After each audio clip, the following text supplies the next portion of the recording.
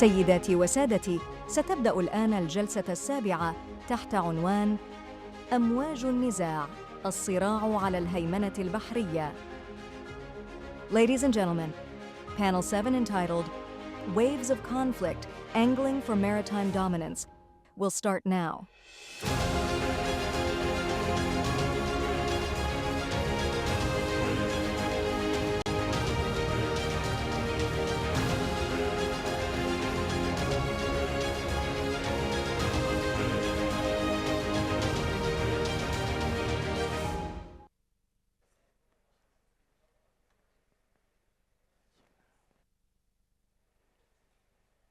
I'm waiting for the...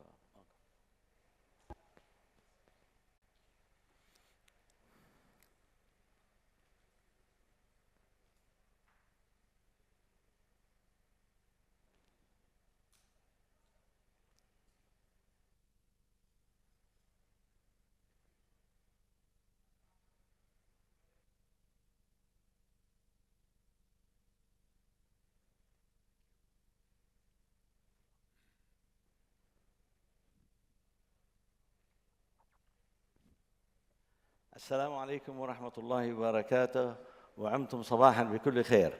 Good morning all. Our session is going to be bilingual. To my, they'll be speaking in English, and Colonel Ali will be speaking in Arabic. But before I start, let me just contextualize and provide some context to our very important topic.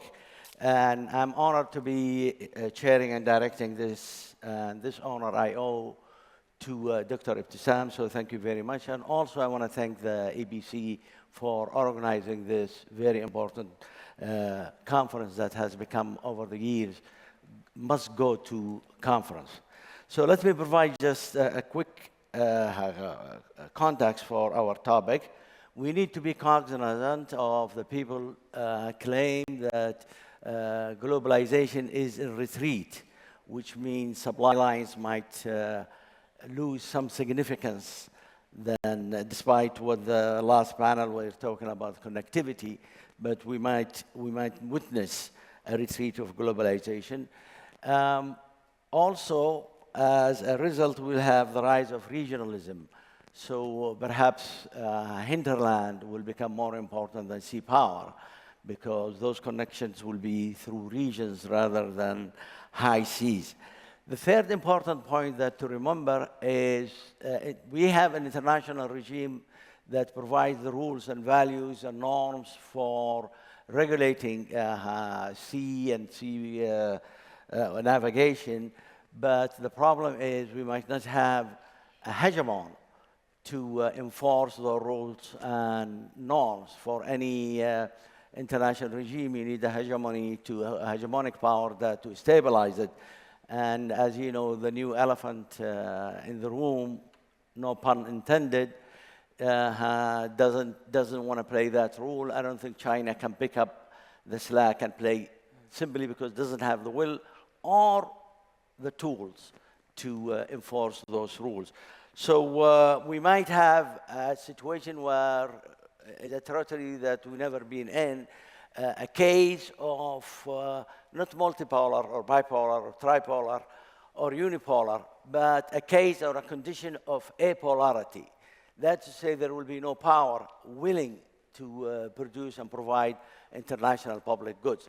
So we have to keep this in mind when we discuss the dominance and sea power in our, but let me just start with a question, and I'll start with the head of Ramadan, Jim Morse, the president of Ramadan Academy, and ask always, sea and sea lanes were very important from ancient history till now. Now I see a flurry or an activities of interest, sort of became more subjective interest rather than just the objective condition of sea and navigation. So can you tell me why do you think there is a rise of interest in this subject? Yes, well, thank you very much, and thank you, Dr. Ibtisam and the Emirates Policy Centre for this excellent conference, and thank you for inviting me to be on this panel. I'm interested by your use of the term, of the history of it, because actually I think it is worth looking back at the history and where the interests come from. And I'm just going to whip us back a little over 200 years to the General Maritime Treaty that was signed in 1820 between Britain and a number of the Emirates, which was based all around maritime security. So this has been a long, enduring question that has faced this region. The strategic nature of the regional waterways has been running around for hundreds of years, driving trade through the monsoon weather systems and everything. And indeed, 1869, we heard a lot about in the last panel about the Suez Canal opening, and of course the history of the Suez Canal and how that changed the dynamics of the maritime laydown here in the region and the trades. And this is quite personal to me because I came to the UAE first in 1988. I was serving in a minesweeper, and we came here in the Iran-Iraq War to, as part of a Western European Union mission called Operation Clean Sweep, to try and keep the Straits of Hormuz open in 1988. And if you remember, during the Iran-Iraq War, the Iraqis were firing missiles up the Gulf at tankers. The Iranians were attacking the tankers in the Straits of Hormuz with RPGs and with mines. Tankers were being reflagged to the American flag to give them protection. And we were forming what they called crocodiles at that time, which were small convoys of entitled merchant ships to come through the Straits of Hormuz under protection to make sure that the trade of oil continued to flow. But you get the global interest coming out of that example, showing the keen interest. But it's got lessons, I think, as we go forward. In 2001, after 9/11, I found myself back out here as the second in command of an aircraft carrier doing operations into Afghanistan. And at that point it changed. The threat now, terrorists, worrying about the terrorists joining in with the flow of smuggling off the Makran coast as people went through the Straits of Hormuz, at the same time as the oil sanctions being enforced on Iraq were being enforced around the Straits of Hormuz. So giving this incredible sense of strategic confluence of all sorts of different things in 2001. Of course, after that, a lot of the attention changed around to countering piracy off the Somalia coast, and then at the end of 2023, at the end of last year, with the Houthis attacking shipping that had ties with Israel as it approached the Bab el-Mandeb Straits and came up through the Red Sea, and really changing the dynamics of the situation again with their use of the automatic identification system, AIS, with a different laydown of weapons, which I think we'll probably come on to in a little while, so I won't go into it. But what's interesting when one looks across that history is the enduring issues, the enduring focuses, the enduring overseas presence of navies within this AOR, with an increasing range of nationalities coming together, some in operational laydown, some as single nation frameworks to try and deal with it.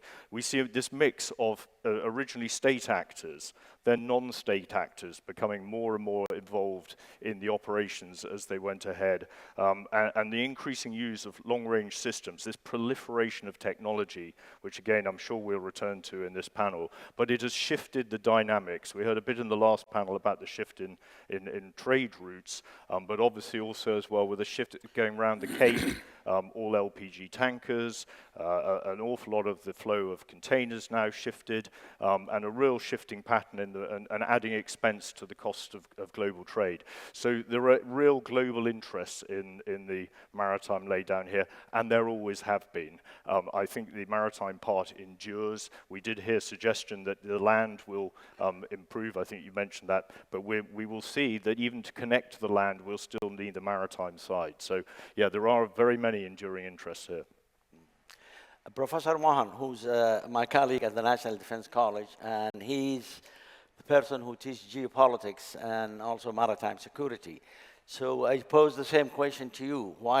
Is it sudden, or just my feeling is a sudden interest in maritime security and navigation and naval? Yes. First of all, it's an honor to be part of this panel on maritime security. I realize that I am sandwiched between two experienced naval officers. I'm just an academic analyst. Earlier we talked about global supply chains, Global supply chains are essentially maritime supply chains. We know the impact of global trade disruption, whether it is by COVID-19 or the blockage of the Suez Canal by container ship or by the Houthi attacks. Maritime domain has always been important. This morning session talked about, whether infrastructure development is part of great power competition or not, geopolitics or not. Well, the historian inside me tells me that it was industrialization in European countries that led to their search for resources. Then came markets to dump manufactured goods. That led to the development of railroads in Africa, Asia, railways, highways, ports, and then came coaling stations, which became bases and led to colonization. So resources, markets, and bases, that are intrinsic part of maritime supply chains. Nothing much has changed, only the players have changed. The game of politics has not changed. We see intense competition over the dominance of critical sea lanes, maritime choke points. It's not just about global powers, US and China, for example. Regional actors, Turkey, Iran, Saudi Arabia, they're all trying to project power through infrastructure development, port development, forward bases, investments, alliances. So it's not just great power competition, but also there's a regional power. For example, the Red Sea, Saudi Arabia, UAE, for that matter, see the Horn of Africa as their Western security flank. So we have to assess what both great powers, extra-regional powers, and regional powers are doing vis-a-vis maritime security. Secondly, global commons are no longer global commons, they are contested commons. And in that context, the maritime domain, like cyber domain, outer space, they all contested. The growing importance of blue economy means oceans, seabeds, are the new arena of competition for mineral resources, seabed minerals, hydrocarbons, rare earths for that matter. And you see the easy access that Admiral James pointed to, easy access to cheap weapons, having a navy used to be a very expensive thing, right? Not anymore. Now, non-state actors like the Houthis can assemble a makeshift naval fleet to exercise sea denial in a vital sea lane, near the maritime choke points. So that's what is causing concern. And all this has its impact on international laws and norms. We talked about rules-based order yesterday. The UN Convention on the Law of the Sea is already going through stress test in the South China Sea. The UN Convention on the Law of the Sea, UNCLOS, is silent on unmanned surface and unmanned underwater vessels. Maritime law is actually very old. So we need to look at, whether we need to explore, start conversations about a code for unintended encounters at sea, queues, incidents at sea type agreement as growing naval competition in the Arabian Sea, especially in the Western Sea, is growing, and how do you cope with that? Yeah, I'm going to ask Colonel Ali from our sister institution, the Staff College. السؤال هو هل The question is the importance of maritime security is increasing recently, or it has been like this in the past? So is it a new topic, or because the topic now has become urgent and pressing in media and in the region of decision making? So the importance, is it new or old? So good morning, everybody, and let's say that the competition now comes from the perceptions of the polars of the new concept of hegemony in maritime, the obsession to militarization, the obsession to focus on the corners of economy. These alliances, or this made the alliances a tool to compete with other alliances. So we have a new concept right now. So we have counter alliance. So we have countries in the region like China, Russia, Turkey, United States, also in the Arabian Sea.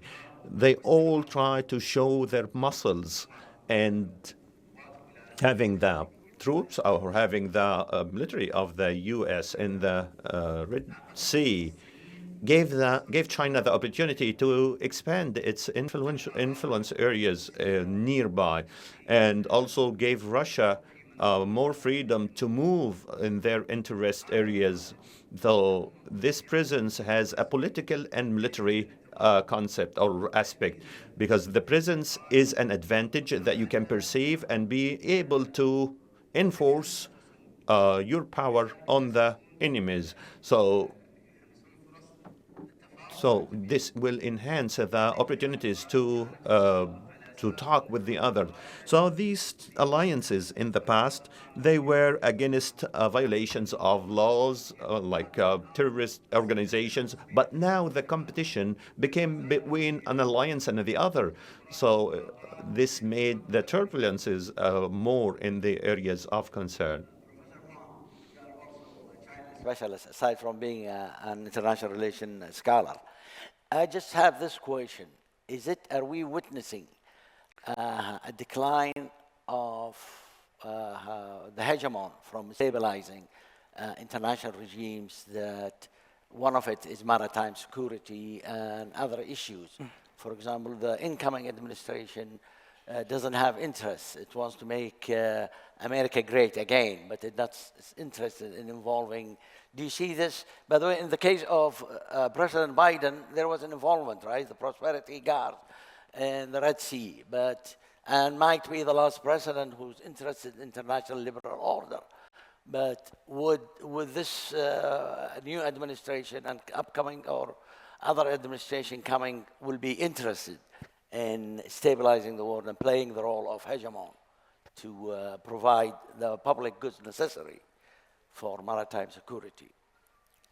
I'm not sure that the incoming administration will focus on providing public goods. It's likely to reach out to its partners and allies to do more.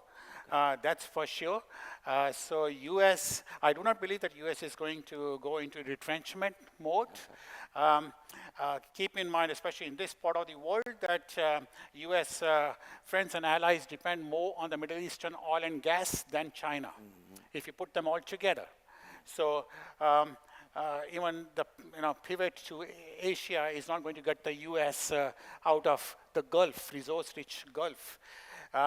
We are going to see push towards partnerships, flexible, short-term, issue-specific partnerships in the form of Quad. Yesterday, I was reminded of when this conversation took place about Russia, China, Iran. They have conducted joint naval exercises in the Arabian Sea, just as Quad countries have been conducting joint naval exercises. So this is part of ensuring that sea lanes are kept open and free for trade, commerce.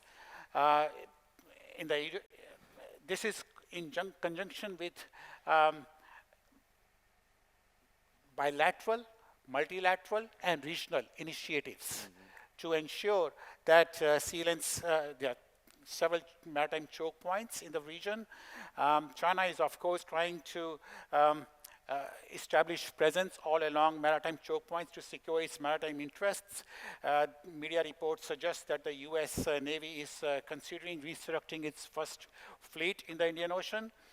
and China's navy has emerged as the largest navy in the world, and China wants to be a resident power in the Indian Ocean, just like the US, UK, and France. So you're going to see greater naval competition, not just between China and the US, but also between India and China.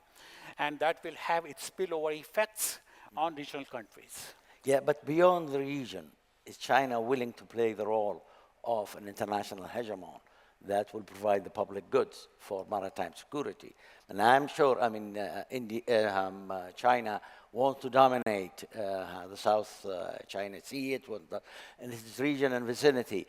But would it be willing? Does it have the tools, the air carriers, to go all the way to different places? Well, some Chinese admirals like Inchuo has talked about building a fleet of 6 aircraft carriers.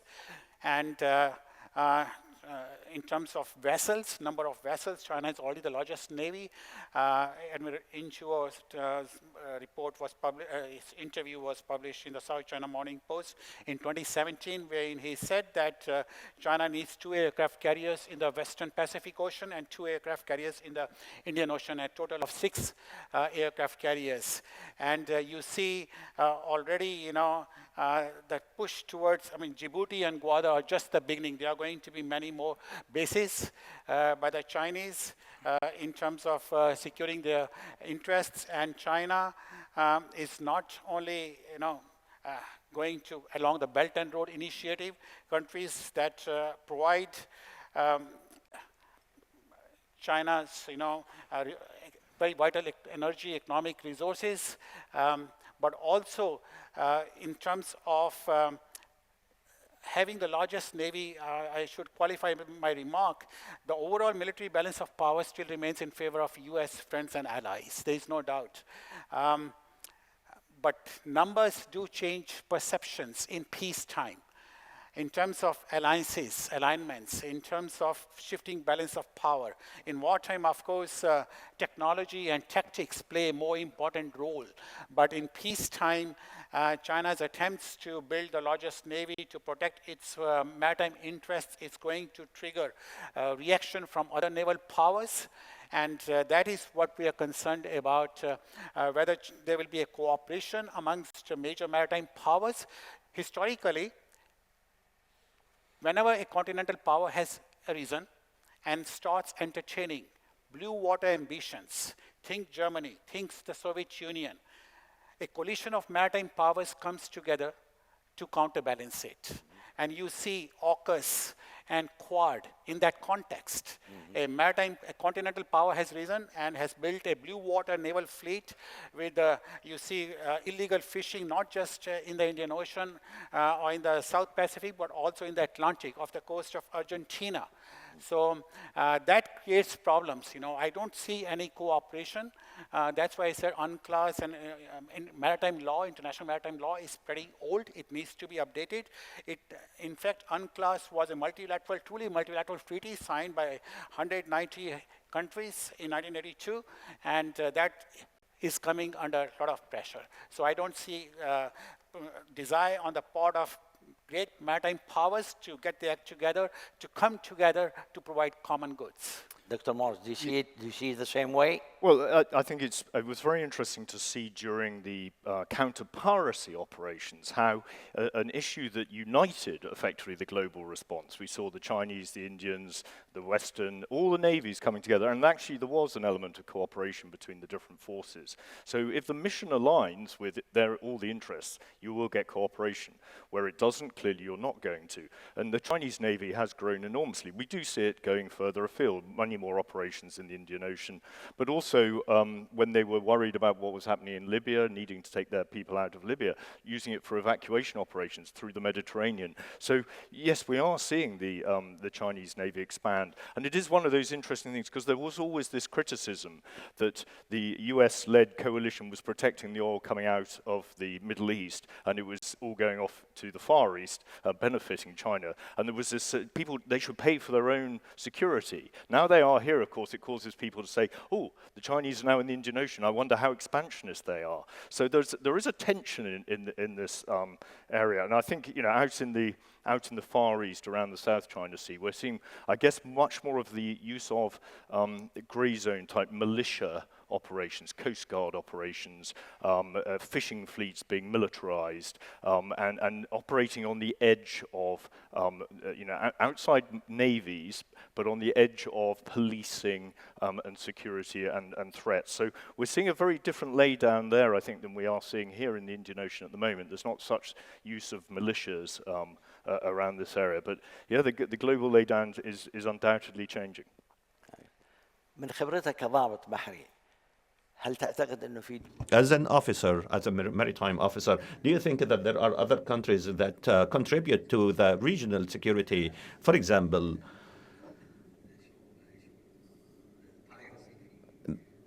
the piracy in the African Horn. At the beginning, I would like to just start with the current situation for the countries with the alliances. Most of the countries will not see are not happy or satisfied with the USA. This gave China more freedom to move out of its comfort zone to expand in Africa, in GCC, in logistic bases across the globe. And this was clear in forum, the Chinese Arab Forum in Egypt and the African Forum, the strategy of the Belt and Road Initiative. These commercial ports will give the acceptance of military presence.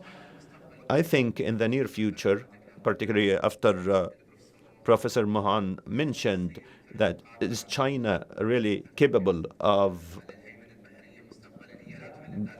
being or do this hegemony or maritime dominance in the future. They don't announce this, but we see that the figures, we see the figures of production between 50 or 50% compared to the whole world. And we know that the USA between 2 and 1%. And in order to minimize this difference, they depend on their partners, unique partners like Japan and NATO, Korea. And I think in the future, between maybe 3 to 5 years from now, we're going to see China moving with the same immunity that the US had before. And this will change the balance of powers because the current alliances mainly have political goals and objectives. And the situation in the Red Sea and the Arabian Gulf, they need alliance that is not political. They need alliance just to protect maritime navigation. So what are the repercussions or the strategic impacts of having maritime existence for the prosperity guards, for example? What prosperity guards, yeah. What are the strategic consequences of this? Currently in the Red Sea, there are 2 operations, the Prosperity Guards led by the USA, which is the 5th Fleet that is based in Bahrain, mainly from the 5th Fleet in Bahrain.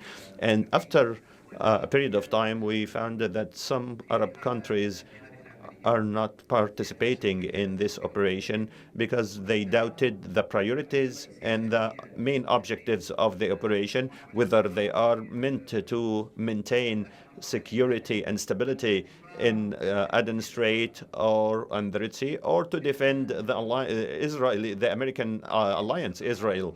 So the American allies, Israel. So this, of course, after the consequences of the Ukrainian-Russian war, the logistic routes and the energy routes, this was the main concern of the European countries. That's why many countries called for having another operation, SBS, and they gave it this name. This is a Greek name, which means the protective shield, to give an impression that the main goal is a defensive goal that aims to minimize the escalation in these regions. And the 2 operations in the same area, they contributed effectively to facilitate the maritime movement, but the security environment is still unstable.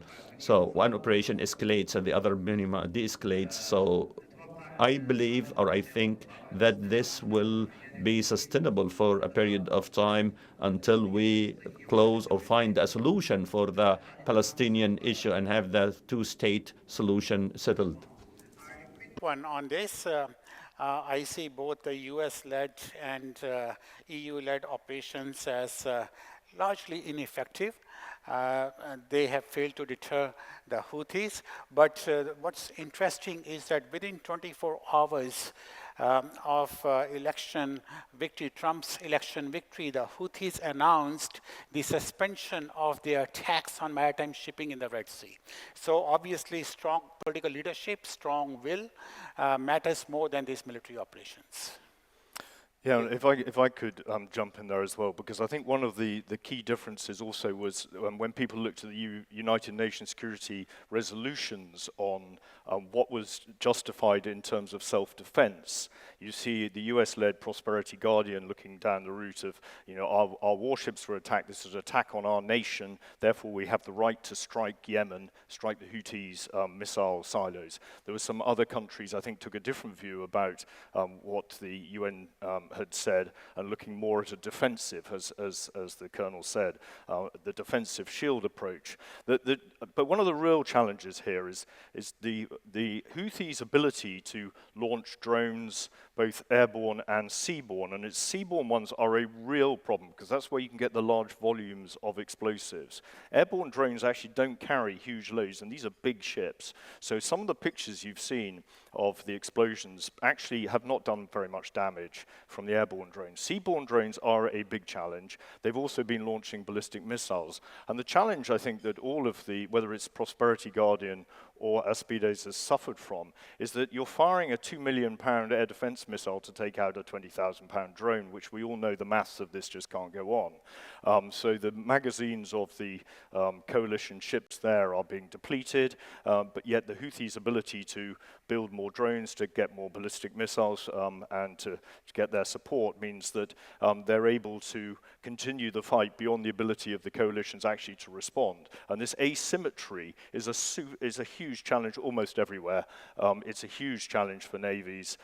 They just don't carry the stocks of weapons necessary to cope with the endless flow of attacks. So therefore, the pressure, for example, I think to try and cease this, to put pressure on Iran to try and reduce the supply of weapons to the Houthis and support to the Houthis that way. I think there is an argument that it's only going to be the peace in Gaza that's actually going to eventually remove this pressure.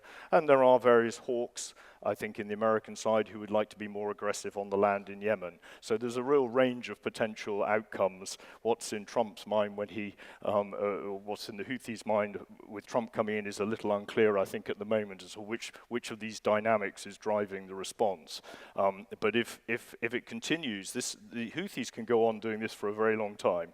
I think the ability of the Western coalition to keep responding is limited. Therefore, we may see these flows of maritime trade continue going around the Cape for quite a long time. I should add that the fact that the Houthis carefully avoided attacking Chinese and Russian shipping in the Red Sea tells you that these conflicts are very much part of the great power competition, global power competition. Yes, to the point that on the AIS system, people are putting messages saying who they are. But of course, we also come back to the complexity of maritime trade. Just because a ship is flying the flag of one country, it's owned by somebody else, the cargo is from somebody else, the crew is from another country. You've got 4 or 5 different countries. You can almost always find some connection, if you want one, to other parts of the world. That's the nature of maritime trade. Yeah, just one question that was raised by Colonel Ali. I just got the point from him, the question. Is there like a soft side to the maritime security? Is there like soft side to soft security that will enforce maritime security? Maritime security is about hard power. It's about ships and guns, right? So is there the other aspect that we can call soft that, for example, what he raises is going to the roots or employing diplomatic tools or economic. For example, in the case of piracy, I mean, we could have been more proactive by addressing the problems inland in Somalia or northern Somalia to avoid the situation we had in the 90s and early 20. I would say piracy problem is much easier to deal with. We have dealt with in the Malacca Straits. It has come to an end. A number of initiatives were taken by Southeast Asian countries to cooperate in the maritime domain. The Information Fusion Center based in Singapore and Japan funded programs. So piracy can be easily dealt with. What is more difficult to deal with is lawlessness in failing, fragile, failed states, and that has its impact on very much like the Yemen case or Somalia's case. That's much more difficult to deal with. And I think if you were looking at the Houthis' global profile as a result of these attacks, it has shot up. And if you're another non-state actor looking to how to raise your global profile, you could learn some lessons from how the Houthis have done it. They've certainly raised their profile considerably. Soft power, I think, other ways to solve it, that are necessary. The hard power answer is unaffordable, effectively. As I said, you can't keep firing multi-million-dollar missiles to take out drones. So you've got to find another way to deal with this. And there is an element of also trying to get the maritime shipping organizations to work together as well. Whether we'll see, as we did in the tanker wars that I spoke about at the beginning, whether we'll see sort of crocodiles or protected lanes or some other approach, I don't know. The problem is, of course, you concentrate all the targets in one place at the same time. So there are pros and cons to every approach to do this. Protected corridors work for counter-piracy, a very different threat from the Houthis at the moment. So this disruption, I think, to maritime trade is going to keep going for a long time. And the area is huge. The number of maritime assets you need is huge. And if you actually look even at the capabilities of the ships, if you look at the Aspides ships, frankly, they are all point defense ships. They have no capability to do area defense.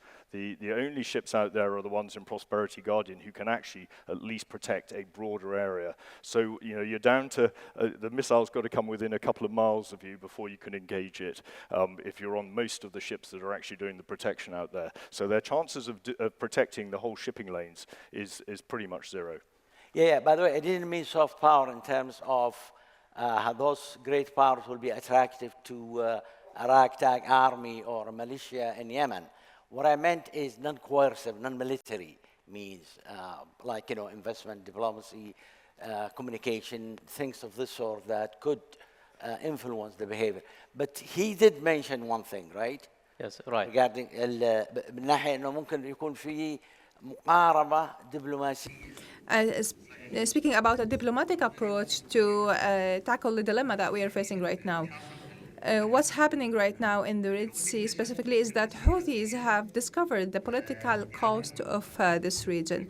They know that the economic cost is impacting all countries, and it led to breaking some of the maritime hegemony, and this has brought about a lot of countries and military presence in these areas. Is the military presence solving the issue? There are traditional solutions that were not effective in the past, and now there are other options away from the exclusive partnership with the U.S. There is the BRI initiative and the BRICS. And they started dealing with these options because most crises and organizations inside or within countries are a result of the weakening of this country. So if they start strengthening their economy or merging with other powers or stronger allies who are not interested in politics or other geopolitical interests, this would be the optimal solution or option for now. I was hoping that the US administration would give us some insights.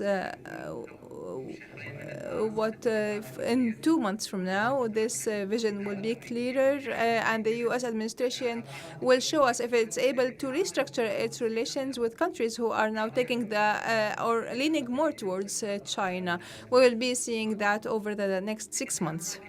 But is there a possibility for these major powers to let go of these strategic interests for the sake of humanitarian purposes?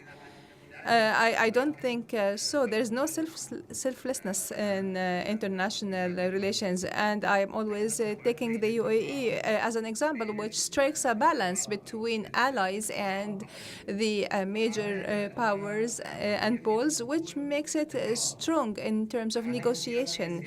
So this is a winning policy, and everyone following this policy will always have a bright future without political pressures. The international competition between the rising power and dominant power, United States and China, influences the maritime security in the region.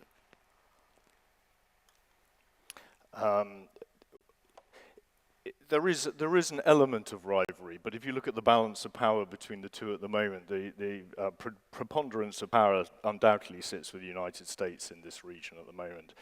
The question obviously is how much the Chinese will try and grow their influence. We heard about the port of Gwadar, Djibouti and others, where there's been a lot of Chinese investment to build facilities that can be used for basing naval ships. So there is plenty of scope for that rivalry to build and develop over the next few years.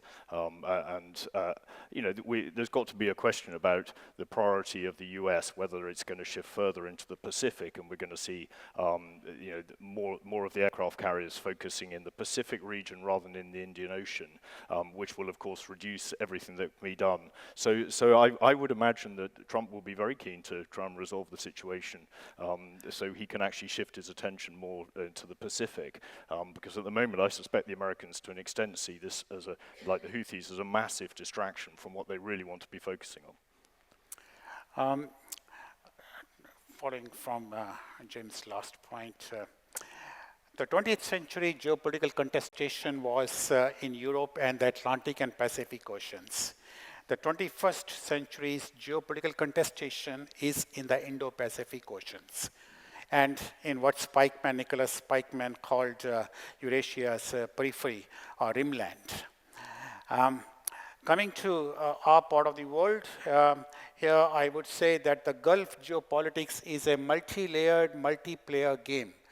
The US still plays a very important role, but there is often disconnect between what the West wants and what the Gulf states want.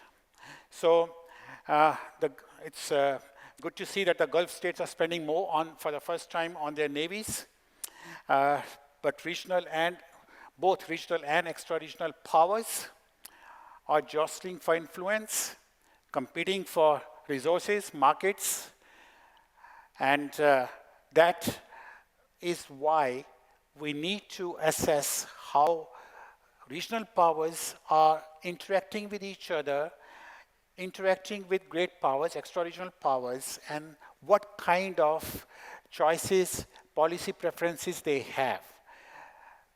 The Gulf states are on the cusp of history. Policy choices made today will shape their future. Economic diversification, foreign policy diversification, hedging, autonomy, these are the buzzwords in the region, right? So how do these translate into policies, into practical measures, and the impact of those? That remains to be seen. هل ترى من عملك From your daily work as a Navy officer and a professor of strategic issues, do you believe that the China-US rivalry with Russia is impacting the maritime security in the region? This is a fact. Countries resorting to China is because it's a more flexible choice in contracting. They don't.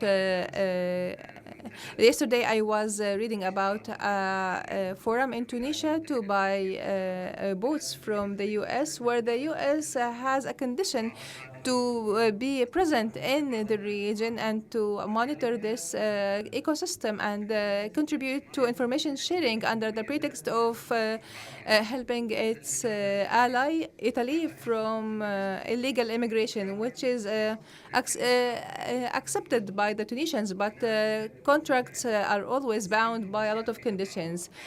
China and Russia have clear convergence. Of course, there are different interests, but this is not very obvious. So there are two options. BRICS is gathering both Russia and China, and the plan was to steer away from the U.S. Hegemony. Will the U.S. accept to become second or third in this world after its long dominance? I don't think so. I expect it will be reshaping and restructuring its relationships, and there will be new plans for convergence, especially on the side of China, which is starting to strengthen its relations with countries that were deemed as enemies in the past, such as Japan. It started to solve some disputes, border disputes with India, and this will break the stereotype of China being a lasting enemy. United States has the preponderant power.